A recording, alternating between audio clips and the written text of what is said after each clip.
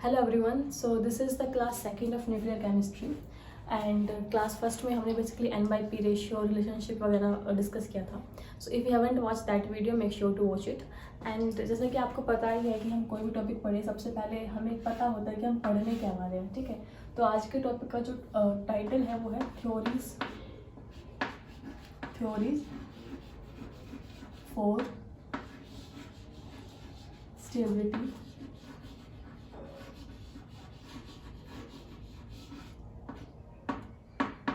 Of nucleus.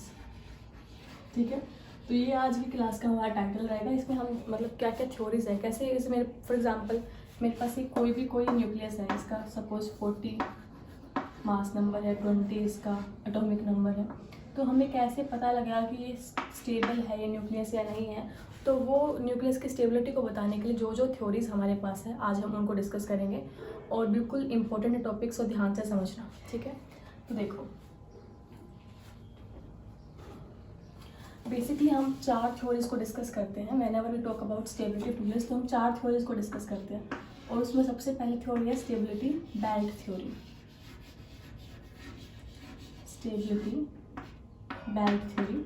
Second theory है meson theory. Third theory है even odd theory. And fourth हम magic number के basis पे बताते हैं. और मैजिक नंबर में बहुत सारे क्वेश्चन आते हैं, तो हम बिल्कुल कंसाइज में पढ़ेंगे. और जो पढ़ेंगे ना बिल्कुल इंपॉर्टेंट है, तो ध्यान से आप सुनते चलना. ठीक है, first is stability belt theory. Stability belt theory में हम इस कंसेप्ट का यूज़ करते हैं, that is N/P ratio. N/P ratio को मैंने प्रीवियस क्लास में डिस्कस किया, that is number of neutron plus number of protons. Okay, अब देखो यहाँ पे हमारे कुछ एटॉमिक नंबर्स ऐसे होते हैं, कुछ एटम्स ऐसे हैं जिनका जो एटॉमिक नंबर है वो या तो 20 के इक्वल है या फिर 20 से क्या है, कम है. ठीक है, और कुछ हमारे ऐसे हैं जिनका एटॉमिक नंबर क्या होगा, 20 से ज़्यादा होगा ऑब्वियसली. ठीक है, तो हमारे पास बहुत सारे एटम्स होते हैं पीरियोडिक सीरीज में. तो कुछ एटम्स का तो एटॉमिक नंबर 20 के इक्वल होगा या फिर कम होगा, कुछ का 20 से ज़्यादा होगा, 20 के. ठीक है, तो अगर 20 से कम है आपका एटॉमिक नंबर तो N/P रेशियो अगर 1 है तो वो एटम या वो न्यूक्लियाई स्टेबल होगा.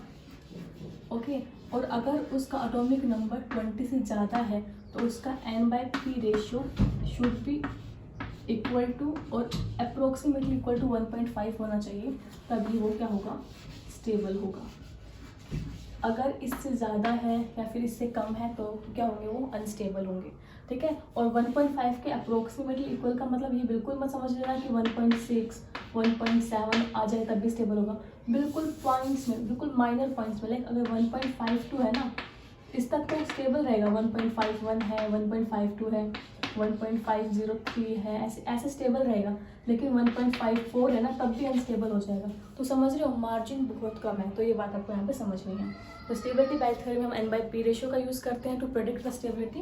और अगर N/P रेशियो 1 है in the case of atomic number less than और इक्वल टू 20 तो स्टेबल होगा. और अगर 20 से ज़्यादा एटॉमिक नंबर है तो अगर 1.5 के इतने मार्जिन में है तो स्टेबल है, उससे ज़्यादा आ गया तो वो अनस्टेबल हो जाएगा. ठीक है, अब जैसे कि मैं आपको अब आपके माइंड में क्वेश्चन आएगा कि ये क्या चीज़ है, मतलब ये क्या आप बताना चाह रहे हो. तो एक बार ये चीज़ समझो. देखो आपका ये न्यूक्लियस है. ठीक है, न्यूक्लियस में नंबर ऑफ बहुत सारे ये न्यूट्रॉन है, काफ़ी सारे प्रोटॉन्स प्रेजेंट हैं.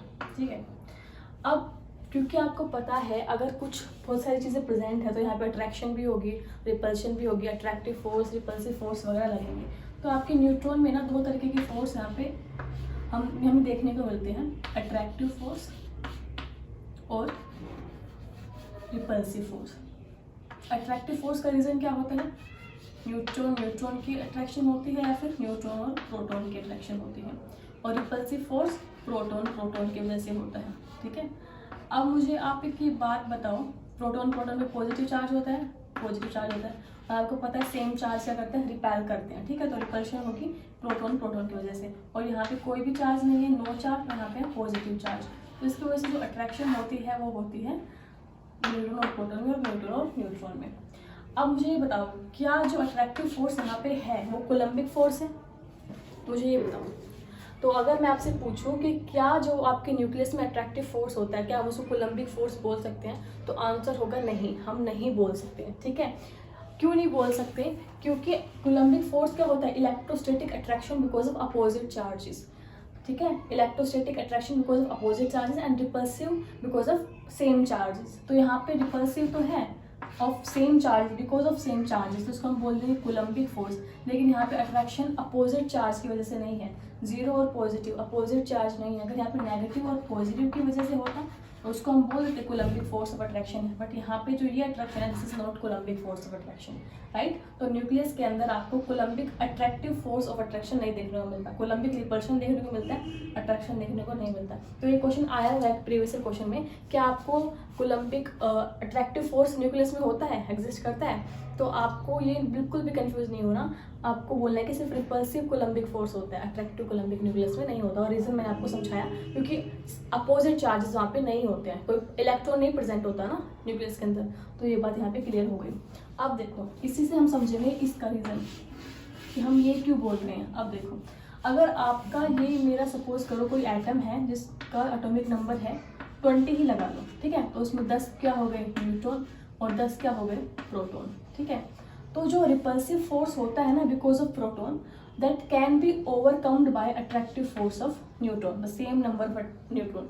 मतलब कि अगर 10 प्रोटॉन है और 10 प्रोटॉन कुछ ना कुछ रिपल्सन कोज कर रहे होंगे और जितने रिपल्सन कोज कर रहे हैं उसको ना हमारे न्यूट्रॉन का अट्रैक्टिव फोर्स ओवरकम कर जाएगा।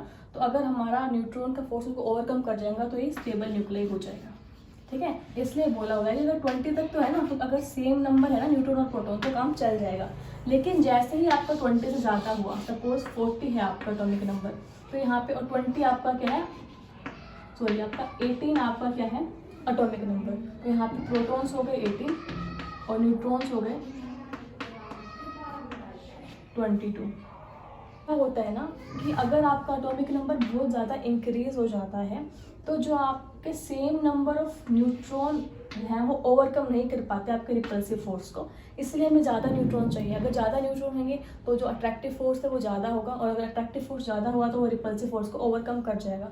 और ऑब्वियसली अगर ये दोनों फोर्सेस को ऐसे बैलेंस रहेंगे तभी आपका न्यूक्लियस स्टेबल होगा। तो ये रीज़न है, क्योंकि अगर एटॉमिक नंबर कम है तो जो जितने न्यूट्रॉन है वो ओवरकम कर लेंगे प्रोटॉन्स को, प्रोटॉन ज़्यादा रिपेल नहीं कर रहे हैं। लेकिन जैसे ही एटॉमिक नंबर बढ़ेगा तो प्रोटॉन्स बढ़ते जाएंगे ना। फॉर एग्जाम्पल मैं बात करूँ यूरेनियम की, 238 या फिर 92 लगा लो, कितने नंबर ऑफ प्रोटॉन हो गए 92, कितना ज़्यादा वो कोज करेंगे, कितना ज़्यादा ये कोज करेंगे अपना रिपल्शन। तो इतने रिपल्शन को same number of neutron overcome नहीं कर पाते, तो नंबर ऑफ न्यूट्रॉन ज़्यादा होने चाहिए, ठीक है। तो इसलिए इसी वजह से यहाँ पे 1.5 है और इतने ही ज़्यादा होने चाहिए। अगर और ज़्यादा हो गए, मतलब अगर आपका 1.9 तक रेशो जा रहा है, मतलब नंबर ऑफ न्यूट्रॉन्स बहुत ज़्यादा हो गए तो अट्रैक्टिव फोर्स ज़्यादा हो जाएगा, फिर रिपल्सिव ओवरकम नहीं कर पाएगा उसको। तो मतलब इतना ही होना चाहिए तभी बैलेंस हो पाएगा, ठीक है। ये कैलकुलेशन से एक्सपेरिमेंट से सब किया गया है, तो बस आपको ये इतना याद रखना है। और रीज़न क्या है इस चीज़ का, वाई 1.5 वाई 1, ये मैंने आपको समझा दिया। तो आई होप आपको ये समझ में आ गया होगा, ठीक है। तो मैं अब आपको एक ग्राफ के थ्रू चीज़ें समझाने की कोशिश करती हूँ। Let me try. I think इतना आपको समझ में आ गया होगा यहाँ तक। अब देखो, अब मैंने ये ग्राफ ड्रॉ किया, ये है, यहाँ पे हम प्रोटॉन को प्लॉट कर रहे हैं, यहाँ पे हम न्यूट्रॉन को प्लॉट कर रहे हैं। तो 10, 20, 30, 40, 50, ठीक है। ऐसे ही 10, 20, 30, 40, 50। अब अगर नंबर ऑफ न्यूट्रॉन भी 10 है, नंबर ऑफ प्रोटॉन भी 10 है, तो यहाँ पे कुछ पॉइंट आएगा। अगर ऐसा ही सेम है तो ऐसे एक पॉइंट आएगा और आपकी स्ट्रेट लाइन ड्रॉ हो जाएगी ऐसे, ठीक है। और 1.5 का अगर हम बात करें तो 1.5 को थोड़ा सा इतना डेविएट हो जाएगा, ठीक है। ओके, तो ये है आपकी स्टेबिलिटी बेल्ट थ्योरी। तो जो भी एटम्स आपके इस बेल्ट पे लाई करते हैं वो क्या होंगे, वो स्टेबल होंगे।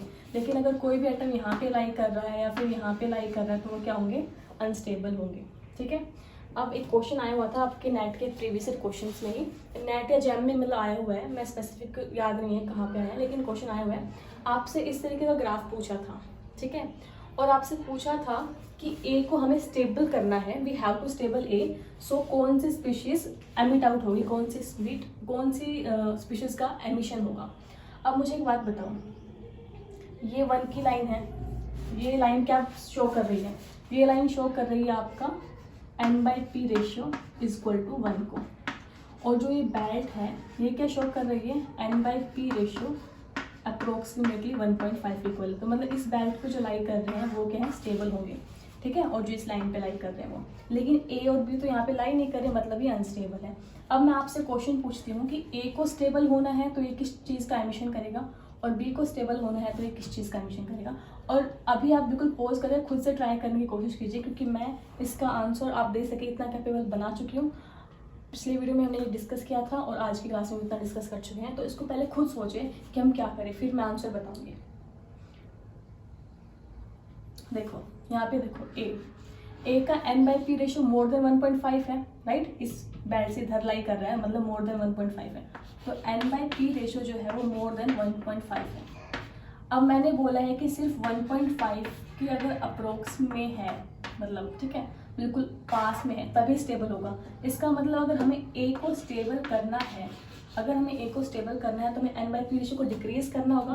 और n/p रेशो डिक्रीज किस किस केस में होता है, कल ही क्लास में डिस्कस किया हमने, अगर n/p रेशो कहाँ डिक्रीज होता है, बीटा इलेक्ट्रॉन के केस में एंड न्यूट्रॉन के केस में, ठीक है। तो या तो हमें ए में से बीटा इलेक्ट्रॉन को एमिट कराना पड़ेगा या फिर न्यूट्रॉन को एमिट करना पड़ेगा, तो बीटा इलेक्ट्रॉन का या फिर न्यूट्रॉन का, इनमें से किसी का एमिशन कराना होगा अगर हमें ए को स्टेबल करना है।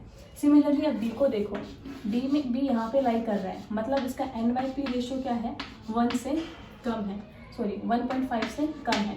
अगर 1.5 से भी, मतलब 1 से भी कम है, 1.5 से भी कम है, अगर हम इसे स्टेबल करना है तो मतलब हमें n/p रेशो क्या करना पड़ेगा, इंक्रीज करना पड़ेगा। और n/p रेशो इंक्रीज करने के लिए हमारे पास कौन कौन से मेथड हैं, अल्फा रेज एमिशन है, पॉजिट्रॉन एमिशन है, इलेक्ट्रॉन कैप्चर एमिशन है, ठीक है। तो उनमें से किसी का भी आप एमिशन करा दो, आपका जो बी है वो स्टेबल हो जाएगा। तो आई थिंक ये कॉन्सेप्ट आपको समझ में आ गया होगा, और यही था स्टेबिलिटी बेल्ट थ्योरी के बारे में। अब नेक्स्ट थ्योरी जो हमारी है, जो सेकेंड थ्योरी हमको पढ़नी है, that is meson theory, right. तो मेसोन थ्योरी देखो,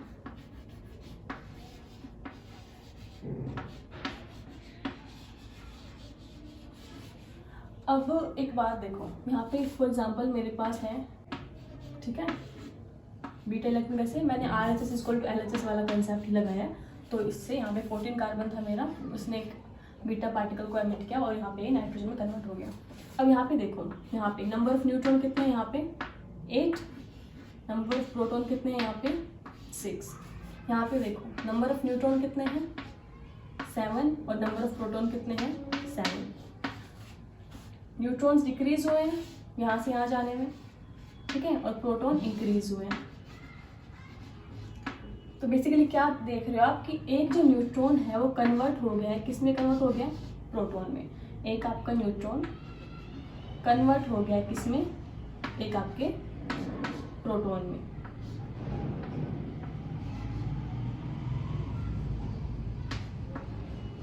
ठीक है, एक बीटा पार्टिकल को एमिट कर दिया उसने, और किस में कन्वर्ट हो गया, आपके न्यूट्रॉन में। इसका मतलब क्या है कि neutron and protons are interconvertible, and this interconversion is possible because of मेसोन्स।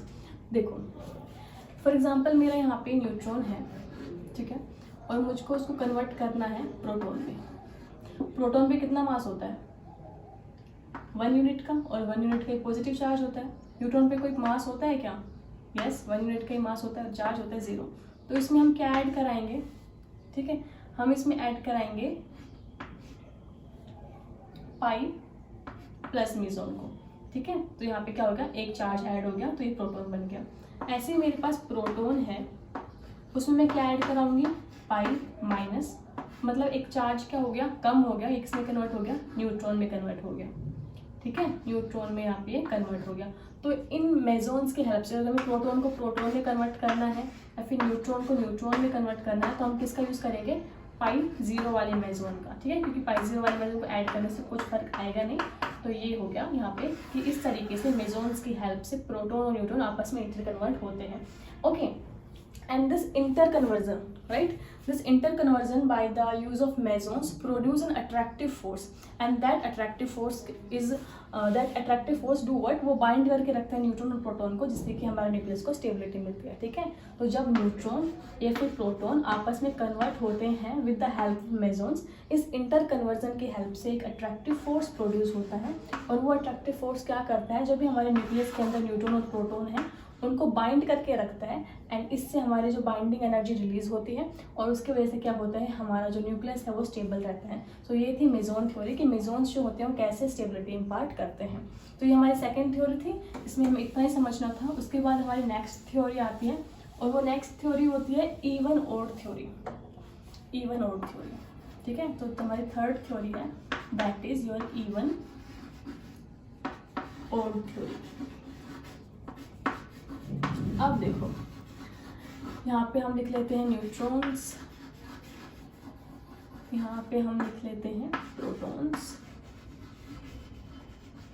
यहाँ पे हम लिख लेते हैं number of stable nuclei, number of stable nuclei. अब है ना, आई डोंट नो आपको ये बात पता है या नहीं पता है, लेकिन okay so now I don't know आपको पता है या नहीं पता है, लेकिन अगर आपके न्यूट्रॉन्स एंड प्रोटॉन्स अगर दोनों ही इवन है, मतलब ये इवन होना चाहते हैं, ठीक है, अगर ये दोनों ही इवन है तो आपका न्यूक्लियाई बहुत ज़्यादा स्टेबल होगा। अगर इनमें से कोई एक इवन है दूसरा ओड है तो स्टेबिलिटी थोड़ी कम हो जाएगी। अगर दोनों ही ओड है तो स्टेबिलिटी बिल्कुल कम हो जाएगी। मतलब कहना क्या चाहती हूँ मैं कि आपके पीरियोडिक टेबल में अगर जितने भी न्यूक्लियाई हैं, जितने भी एटम हैं, उनमें अगर न्यूट्रॉन का काउंट भी इवन नंबर है, इवन नंबर 72, 74, आपको पता है ना इवन नंबर क्या होता है, अगर प्रोटॉन भी इवन है तो आपका न्यूक्लियाई बहुत ज़्यादा स्टेबल होगा। और अगर मैं आपकी पीरियोडिक टेबल में बात करूँ तो लगभग 165 न्यूक्लियाई आपके ऐसे हैं जिनमें प्रोटॉन्स और न्यूट्रॉन्स दोनों इवन होते हैं, तो वो न्यूक्लियाई बहुत स्टेबल होता है। दूसरी हम बात करें अगर दोनों ओड हैं, न्यूट्रॉन का काउंट भी ओड है आपके उस आइटम में और प्रोटॉन का काउंट भी ओड है, तो ऐसे न्यूक्लियाई बिल्कुल भी स्टेबल नहीं होते, उनका काउंट बहुत कम होता है, लगभग 5 के आसपास है, ठीक है। अगर हम बात करें कि आपके न्यूट्रॉन्स क्या हैं, ओड है, और आपके प्रोटॉन्स क्या हैं, इवन है, तो प्रोटॉन्स जो होते थोड़े डोमिनेटिंग है, तो यहाँ पे 55 के अप्रोक्स आपके नंबर ऑफ स्टेबल न्यूक्लियाई हैं। और अगर आपके न्यूट्रॉन इवन है और आपके प्रोटॉन ओड हैं तो यहाँ पे क्या होगा, ये आपके लगभग 50 के आसपास है। तो इस थ्योरी का यूज़ पता है क्या होता है, इस थ्योरी का यूज़ ये होता है कि ऐसे डायरेक्ट क्वेश्चन नहीं आते हैं आपको। फॉर एग्जाम्पल क्वेश्चन ऐसे आता है, ये दे दिया 50, 22, मतलब ऐसे वाई दे दिया आपको कोई 50, 29, ऐसे ही ना 4, 5, 6, 7 ऐसे दे देंगे और आपसे पूछेंगे कि इनमें से स्टेबल न्यूक्लियाई को सेपरेट करो कि इनमें से स्टेबल न्यूक्लियाई कौन से हैं, A B C D ऐसे आते हैं क्वेश्चन, ठीक है। तो आपको अगर ये देखना है यहाँ पे कि नंबर ऑफ न्यूट्रॉन्स किस में इवन है, नंबर ऑफ प्रोटॉन्स किस में इवन है, ये आप फाइंड आउट करेंगे। जिसमें दोनों इवन हुए वो सबसे ज़्यादा स्टेबल होगा, इसमें दोनों ओड हुए वो क्या होगा, सबसे ज़्यादा अनस्टेबल होगा। तो ये थी आपकी इवन ओड थ्योरी जो कि स्टेबिलिटी को प्रिडिक्ट करती है। ऐसे एक हमने स्टेबिलिटी निकालना सीखा मेसोन्स के थ्रू, एक हमने सीखा है N/P रेशियो से, स्टेबिलिटी बैंड थ्योरी से, और एक हमने सीखा है इवन ओड थ्योरी से, और एक आता है वो काफ़ी मेन है, दैट इज मैजिक नंबर। कौन सा है वो, मैजिक नंबर है। मैजिक नंबर में बहुत क्वेश्चंस आते हैं और लगभग सारे ही एंट्रेंस एग्जाम्स में आते हैं, केमिस्ट्री बेस्ड जितने भी आपके एग्जाम्स होते हैं ना उनमें आता है। बहुत ईजी है, बहुत ज़्यादा ईजी है। देखो मैजिक नंबर, तो मैं कुछ नंबर लिख रही हूँ, ध्यान से देखना। 2, 8, 20, 28, 50, 82 एंड 126। सो या तो आपके नंबर ऑफ न्यूट्रॉन या आपके नंबर ऑफ प्रोटॉन और या दोनों ही, अगर उनका काउंट ये है ना, ये नंबर है, तो वो एक्सेप्शनली बहुत ज़्यादा स्टेबल होते हैं अपने आसपास के एटम से, उनकी स्टेबिलिटी बहुत ज़्यादा होती है, ठीक है। Okay, so either your neutron और योर प्रोटॉन और both if have this much of number ना, then they will be exceptionally stable from their surrounding atoms. तो ये थे आपके मैजिक नंबर, ठीक है। और कई बार क्वेश्चन ये आया हुआ है सिंपली कि आपको जैसे 22 दे दिया, 25 दे दिया, 82 दे दिया, 126 दे दिया, ऐसे इन्होंने 4 ऑप्शंस बनाए और इन्होंने से पूछा था कि इनमें से कौन सा जो सेट है वो मैजिक नंबर का सेट है। और ये नेट में आया हुआ क्वेश्चन है, या तो नेट में या फिर जैम में, मतलब प्रीवियस कोई भी मैंने ये क्वेश्चन देखा है। तो ये मतलब बहुत इंपॉर्टेंट है नंबर को याद करना, तो जरूर याद करेना। 2, 8, 20, 28, 50, 82, 126। तो ये था आपका मैजिक नंबर। सो यहाँ पे आपकी जो सेकंड क्लास है न्यूक्लियर केमिस्ट्री की वो खत्म होती है और मुझे लगता है आपको टॉपिक अच्छे से समझ में आ गया होगा। नेक्स्ट क्लास में हम बाइंडिंग एनर्जी के बारे में पढ़ेंगे, जैसे न्यूमेरिकल्स आते हैं न्यूक्लियर केमिस्ट्री पार्ट से। बहुत इंपॉर्टेंट क्लास होने वाली है, तो सब्सक्राइब कर लेना चैनल को एंड एक भी क्लास मिस मत करना, रेगुलर क्लास आएगी। सो या thank you so much for watching and stay tuned and all the best for exams. अच्छे से प्रिपरेशन करते रहो। Thank you so much for watching.